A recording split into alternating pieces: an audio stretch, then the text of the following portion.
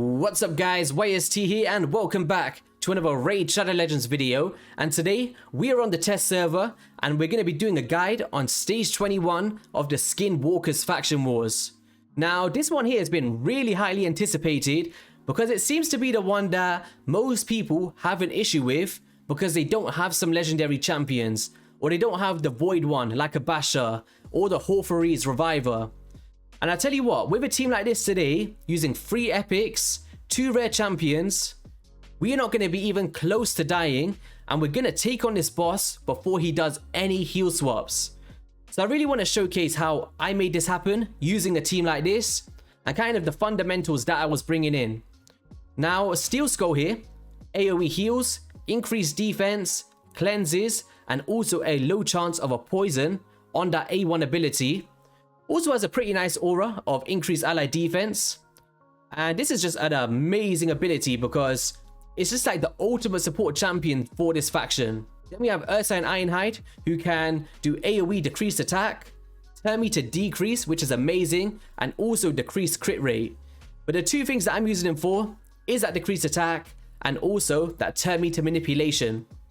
We have also got a Fane here who has drop defense, weaken, and the poison debuffs to deal that percentage based damage onto that boss.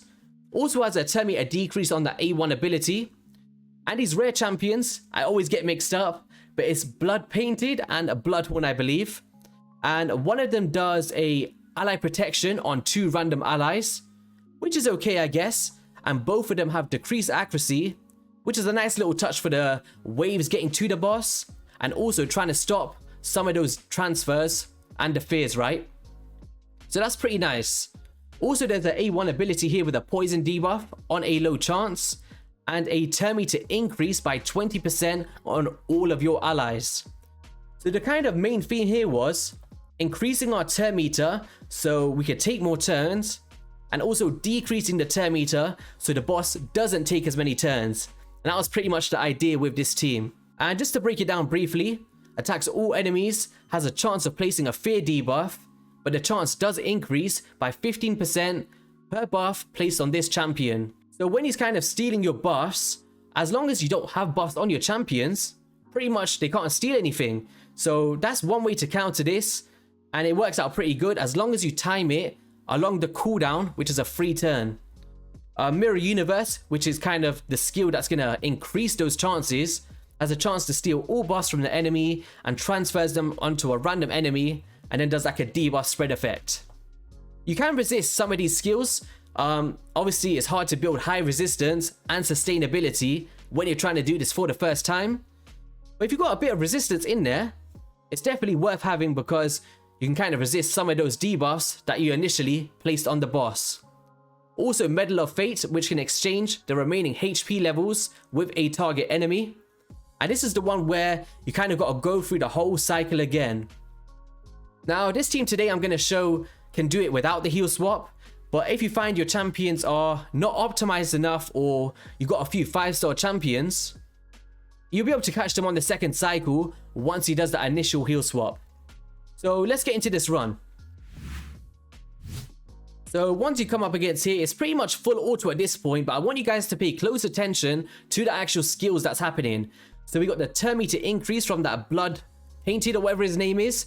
We've got the Ursine doing the decrease of the turn meter and also the drop attack, so our champions can survive some better hits. We've also got the decreased accuracy from an AoE and single targets, and then the full support from our Steel Skull. Now most of our champions here are in some kind of regeneration or lifesteal, and even Immortal's a really nice one, and it just allows your champions to heal without just relying on the AoE heals from our Steel Skull. Now I'm not saying that it's not possible without it, but it's definitely a plus. So we're just going to take down this Nazana, and here we go. Now once you come up against the boss, it's like pretty much you just want to focus on the guy on the left because he places provokes, and of course if your champions are under provokes, it means you can deal less damage to the boss and also the one on the right. So get them out of the equation, and then after you do that, move straight over to the one that places those leech debuffs. Now leech isn't the worst in the world, but of course that boss is healing substantial from the AoE attacks, once you have those leech debuffs on. Now you can see some resistance coming through with some of the debuffs throughout this run, and it's going to work out pretty nice, especially with those decreased accuracy debuffs. Not mandatory, I must say, you don't need it, but look at this, we're pretty much getting through here pretty nicely, and once we kill this side minion, you're going to see the full value of this team. And of course, if you have got a bunch of legendary champions or better epics or revivers, don't feel shy to bring them in. The rare champions is just to showcase that you don't need them, right? To just get a 3-star. So pretty much here, we know that we're going to kill that side minion with poison damage. So we're just going to focus on the boss from this point. Now, if you pay close attention to the top right corner, you can see that there is a 2-turn duration left or cooldown for that skill of that swap, which allows us to put something like an increased defense or a continuous heal, knowing that we're not going to be stripped for 2 more turns. And it's really important that you focus on these things, because if the boss has a increased defense or like an ally protection, of course you're not going to be able to kill the boss, right? So just pay close attention to these things. So pretty much here, you're going to see that all of the buffs one by one are going to be dropped off. So we of course going to get some debuffs on us, but the boss is not going to have any buffs, which is going to make it so much easier for straight afterwards. Now, once you come up to around 50% HP, as long as he's not heal swapped at that point, which I have seen never usually happens, you can pretty much save all of your turn meter effects and just take full control of this boss and completely wipe him out before that heal swap.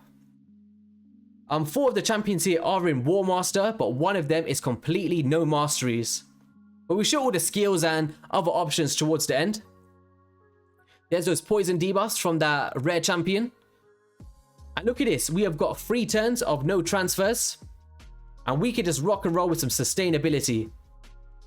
I know that we're talking quite a lot here, but I know that you guys really have a big issue with this, and I don't want you to come away from this video still feeling clueless. So I think it's really important. So pretty much here's that 50% that I'm talking about. And as long as they don't do the heal swap at that point, we've won. Easy dubs. And this is pretty much, I've done this a few times and it's gone the same way every single time.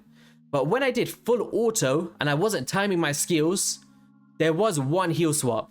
So just bear that in mind here. You can full auto the waves, but once you're doing the boss, time those abilities correctly and you're going to get a great run. So A1 abilities, and that poison damage, it's just going to kill him off. And there we go. So we had some nice substantial heals from Steel Skull, Earthine Ironhide with some nice damage, Blood Painter at 278,000, Bane with that poison, drop defense and weaken to multiply our damage input, and our Bloodhorn. Okay, so let's just head into the Skinwalkers faction in the index and just talk about a few champions that I think are really amazing. And of course, there is a great range here, even though there's not a big range. So Longbeard, we got the ally attack with the weaken, which can kind of multiply your damage with our AoE attacks from all of your champions. And then we have got a Brachus the Shifter, who can do a self-revive upon fatal hits. And he can also do a 6-time hitter and a self-healing mechanic with a weaken, alongside some fears for those waves. So Brachus is amazing. Coroner can do a turn meter decrease and a decrease attack, alongside a provoke to help you on that way towards that boss. And of course, Tumizia, Leorius, they're all amazing champions here, if you happen to have them. Now, epic champions, who are you looking for? For me, it would be a Scabrius with those poison debuffs, a leech, so you can kind of revive a bit, and also a weaken.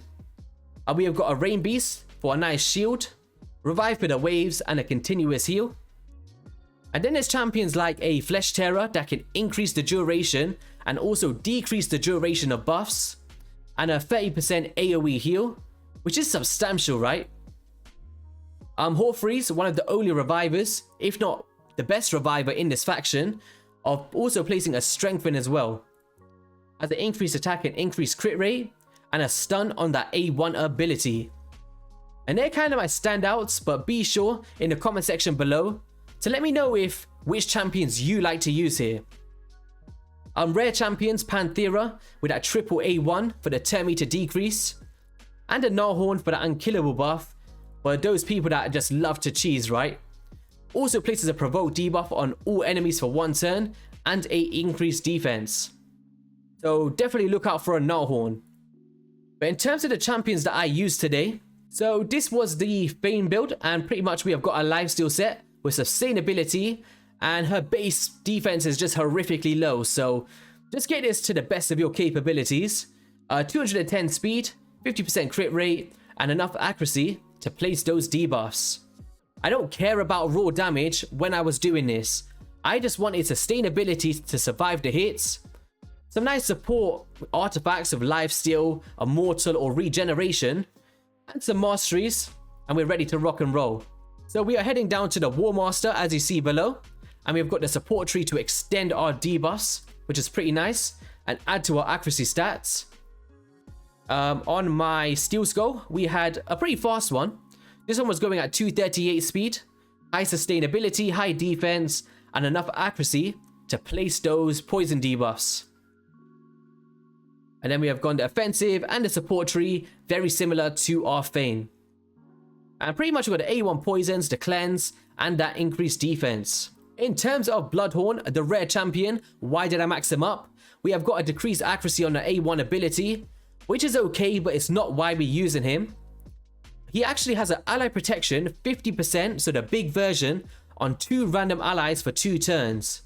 Now, once you start building this champion with high HP, some nice survivability, being able to support 2 of your champions in this way is just amazing in keeping maybe some rank 5 champions alive. So definitely look out for ally protection, one of the strongest damage mitigations in this team, or should I say in this game. Also a continuous heal upon being hit with a critical hit, which is pretty nice. And we've got the offensive tree down to War Master, with the defense tree heading down to some counter attacks, because we want to get some extra hits in against that boss. We've gone for high HP, high defense, and a 189 speed. Blood Painter, also a pretty nice one, but we have got no masteries on this champion. And the main reason for him is Shaman Drum, which can fill the turn meters of all allies except this champion for 2 turns, and places an increased attack buff on all of your allies. This is a remarkable kind of kit for a rare champion, especially that we're decreasing with our other ones. Embers has an AoE decrease in accuracy on the big version, and an A1 of placing a poison debuff. This is actually a rare one that I would recommend to max up. Like, he is not bad at all, and especially for faction wars, he's really going to help you out. We've got him in the lifesteal and perception, enough accuracy to place debuffs, 200 speed, and high sustainability. Did I miss anyone else? Yeah, Ursine Ironhide, the man of the match. We have got a A1 that can decrease cooldowns, but once paired with this passive, can decrease some turn meters. We have also got an AoE, has a chance of decreasing turn meter by 10% if they are under a decreased attack, which coincides with this A3 ability that does an AoE a decreased attack. This champion is just outstanding, and he's built in regeneration and similar masteries to our Fane, etc. So yeah, that is going to be all for the video, guys. If you enjoyed it, I'd appreciate a like and subscribe button, and let me know in the comment section if this is going to help you out and which factions to focus on in the near future. Take care, everybody. Peace.